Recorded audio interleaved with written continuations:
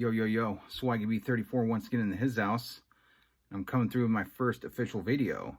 And this time it's going to be a review about a book that details the first video game console I ever played growing up. And it's one of my personal favorites. And that is none other than the Nintendo Entertainment System, or most commonly known as the NES.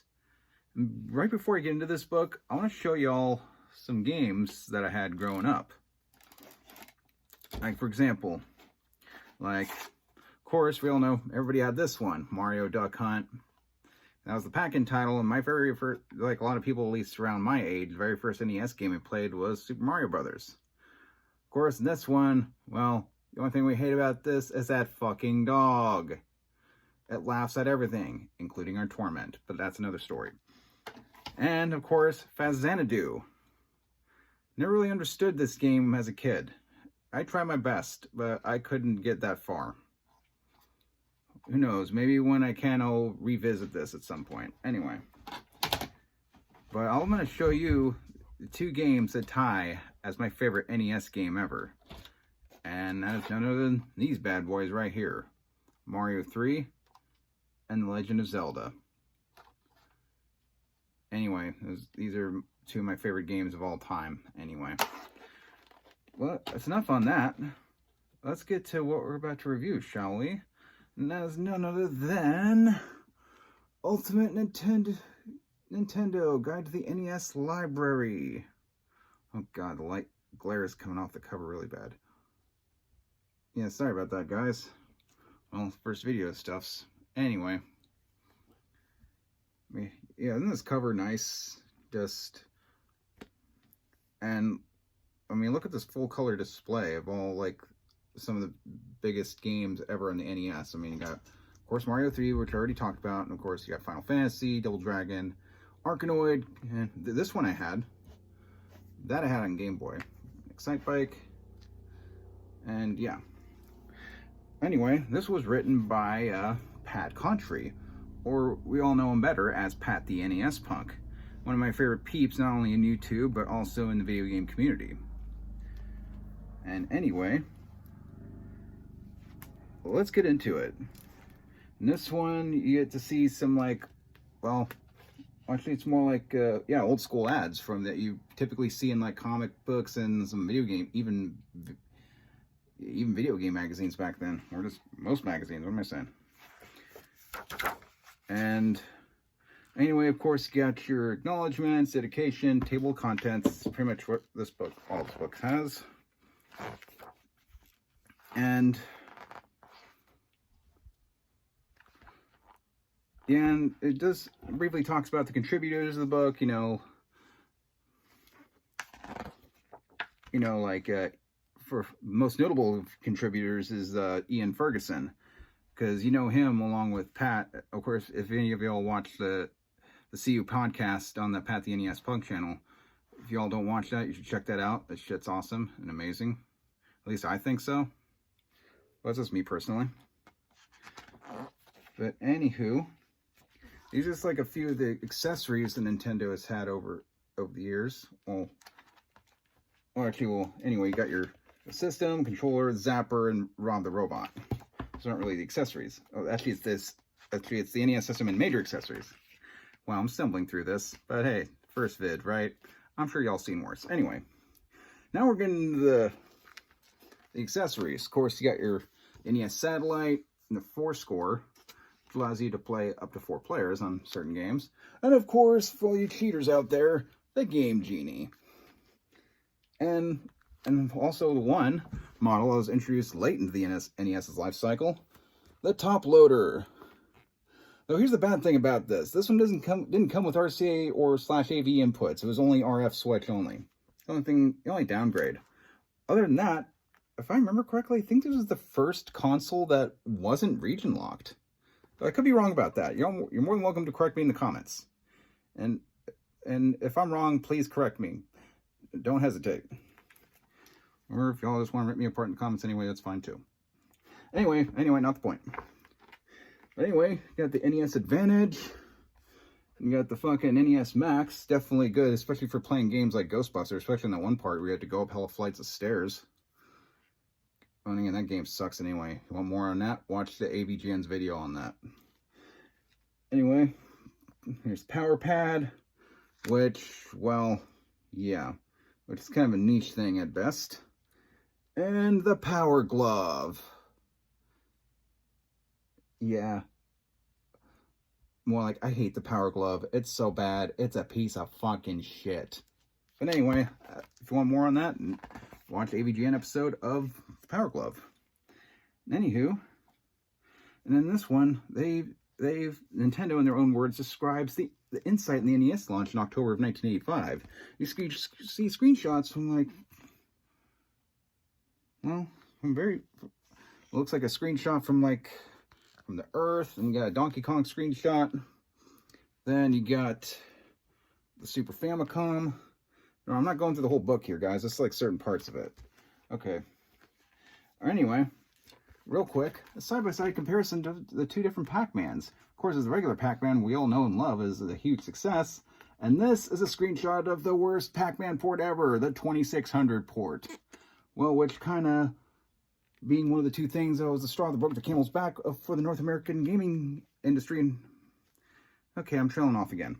Anywho, and of course, there's a thing that was the Trojan horse for Nintendo, but ended up collecting dust in a lot of people's closets. Rob, or Robotic Operating Buddy. God, I'm probably messing up the camera work, but hey, it's the first video. Y'all gotta stumble if we want to be great, right? Anywho, and more of this. Okay, so anyway, so there's the keys to the guide, you know. Of course, you know, for every game, there's like the game title, the genre, the release date, the developer, and the ported, you know, in a case where it's just like if it was like an arcade game originally, or on another console originally as well. And of course, you got the publisher, the number of players, and the special features, you know, considering like if one has like a password save or like a fucking, or like the battery save feature, you know, like Legend of Zelda, for example. Or a password save would be like Mega Man games too. And anyway, and of course other special features are like the games that use the Power Pad or the Force Score or the Zapper or the Satellite too. And of course, you know, the type, you know, whether it's like licensed, unlicensed, stuff like that. And availability, you know, from rare to very common. Or very rare to very common. And of course the star rating. And thankfully I didn't find very many of these ones, which is bomb, which is awful and or broken. Which means not playable, nothing redeeming about the game in the latest. Half a star is extremely bad / poor. No bright spots at all, no fun to be had, barely playable. And then 1 star is very bad, little to no merit. A very troubled game that's still playable with almost no fun factor. 2 stars means bad. Actually, sorry, 1.5 stars is bad, but some merit. Which is a game with problems, but is still playable and might have bright spots. And then 2 stars, which is below average, which is more problems than the average game, keep it from being too entertaining. Then 2.5 stars, average, run-of-the-mill, could be fun, but some issues hold this back from being a standout. And above average, and so actually, wow, I'm stumbling through. Anyway, 3 stars, which is above average, an enjoyable game with more positive attributes than the typical title. 3.5 stars is a good, enjoyable, and fun game with some negative attributes. Very good and extremely well done, very enjoyable with very few flaws. Sorry, I meant to say good is 3.5 stars, 4 stars is very good. 4.5 stars is excellent, which means an outstanding game with very few minor flaws. And of course, 5 star means classic. Close to perfection, you'll find both concept and execution. But like I said, I'm not going to go through this entire book. Why would I? I mean, this thing's like 450 pages. But I will highlight some things. Like, for example, I'll show you a game that has... I mean, I'm going to start with a game that's the definition of a bomb. Let's see if I can find it real quick. I mean, this game was actually pretty good to... The next game we're about to look at, it was actually a game that was actually very, you know, popular in the arcades for a while in the 80s. But the port to the NES, yeah, not so much. And that's none other than Dragon's Lair. Yes. And it was, yeah, for example, let me give you an example, like, you know, how they do it. You know, there's the genre, it's an action platformer. It was released in December of 1990. It's developed by Movie Time, published by CSG ImageSoft. It's 1 to 2 players. It's got no special features. And it's licensed. Why Nintendo licensed this piece of crap, I'll never know. And it's very common, and it's got the bomb. See? Just in case y'all didn't believe me right there. The bomb, which means it fucking sucks. Yeah, and it's like, for example, you know, here's like very first part. Like, yeah, this part of the game. That's the very first fucking screen. And that's hard enough to beat. I mean, hell, the nerd does that justice more than I ever could. But the thing about that game, the basic controls of it differ depending on where you're standing. Yeah, that's how ridiculously bad that game is. But anyway, let me give you an example of what's a 5-star classic. And, you know, screw it. It's going to be about one of my favorite games of all time. The hint is, I actually showed y'all one of the carts. Let's see. And of course, good example of a 5-star classic, The Legend of Zelda, right here. And I'll read off the stats for that real quick. So it's an action-adventure. It was released in August of 1987. Well, that's the North American release date. It was developed by Nintendo R&D 4, published by Nintendo. It's 1 player. It's got a battery save feature, which was very revolutionary at the time, especially in North America. It's licensed. It's very common. And it's 5 stars, which means, oh yeah, it's a motherfucking classic.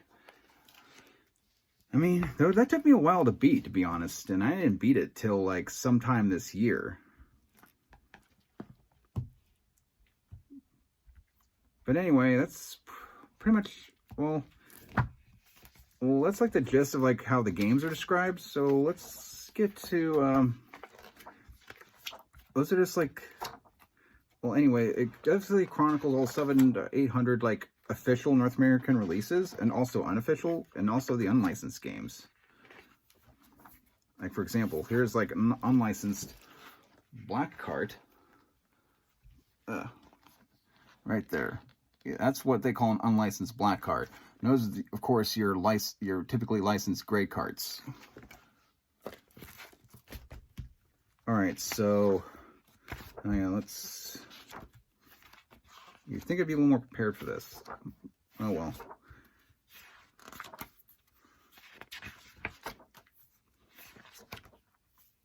All right, come on, I'm getting there.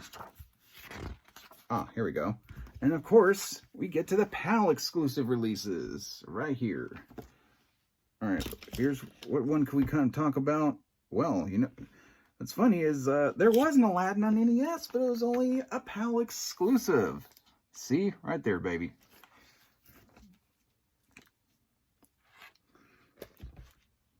Yeah. But apparently it was a below average game wherever it was released. Anyway. What else we got? And of course, we even got some HES exclusive NES releases right here, guys. Which is pretty much, it's an Australian. What's funny about the HES, which is Home Entertainment Suppliers, it's actually an Australian company that distributes video games and gaming peripherals and accessories. So yeah, that's like my brief little line about them. Wow, that sounded so. And of course, we got your special and promo carts. And for all of you familiar with the Aladdin Deck Enhancer, there's this bad boy that was the pack-in title, which was Dizzy the Adventurer. Yeah. That thing was a pile of fucking shit. But once again, y'all want to see how bad that was, watch the AVGN video on the Aladdin Deck Enhancer. And of course, got Mahjong, which is kind of, well, of course, it's an extremely rare cart. Of course, you got the Miracle Piano Teaching System. That was like the one game where you used the piano peripheral. And of course, you get your promo carts. Nintendo Campus Challenge 91, and of course, 2 of the most rare carts ever in existence. these two bad boys right here, the Nintendo World Championship carts. This gray one was the one that was actually used in the competition. Though, of course, these gold ones are actually even more rare, because apparently, I guess only about 20 or 10 of these, or no, 20, only about 26 have been produced. And these were like part of a Nintendo Power giveaway that was promoting the NWC of 1990. And then you got RacerMate Challenge 2, which is a weird looking black cart. Well, it's definitely on license. God, that sounds so... And of course, you got your test carts. Yes, I know. It's kind of funny seeing some of these that are yellow. All right, anything else? And of course, you got your North American cart variants. You know, what's funny is like, I've actually started to see more of this lately. Though it's not nearly as commonly available as like this one. And that's just an example of like variants. That's the easiest example I can give. All right, so you even got Color Dreams and AVE variants. Oh, I don't know. Well, if y'all saw that.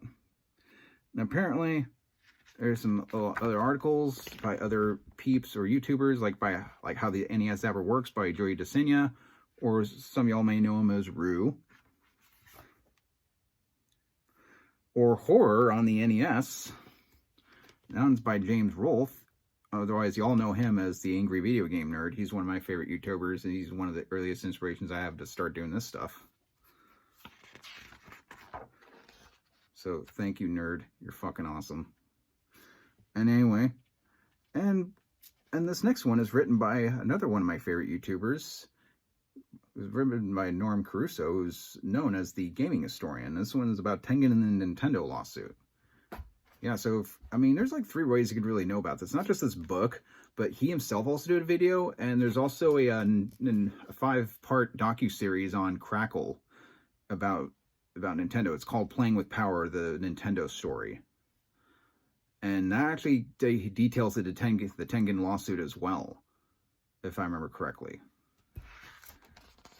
So yeah, you have at least 3 sources to find out about the Tengen lawsuit, if not more than that. And of course, From Plastic to Pixels by Dan Erdley, or otherwise, we all know him as Pixel Dan. Oh, I did that last part. I just felt like it. I think it's because I've seen him do it.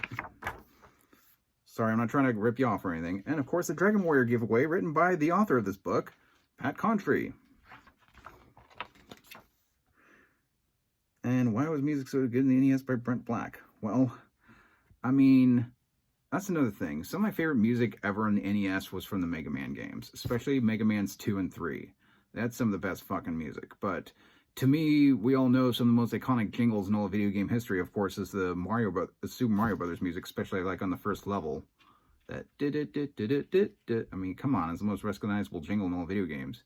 And of course, the Legend of Zelda one, which is very recognizable.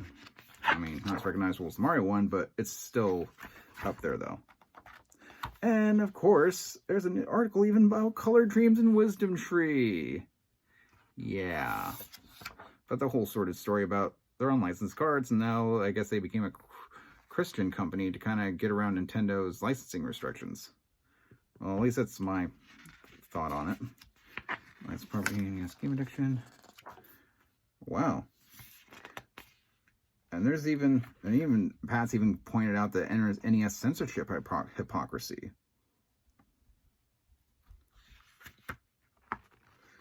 Yeah, that one's kind of weird.